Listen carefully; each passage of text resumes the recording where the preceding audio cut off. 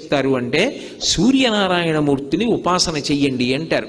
ఇప్పటికీ పిల్లల దగ్గర నుంచి పెద్దల వరకు సూర్య నమస్కారాలు చేస్తారు.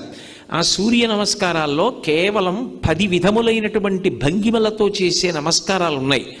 అవి తేలికగా చెయ్యడానికి వీలుగా ఉంటాయి. ఆ సూర్య నమస్కారం చెయ్యడం కేవలము శరీరమునకు ఆరోగ్యం ఇవ్వడానికి ఒక్కదానికే కాదు, ఆ సమయంలో సూర్య బింబాన్ని ఉపాసన చేస్తారు మనసుతో.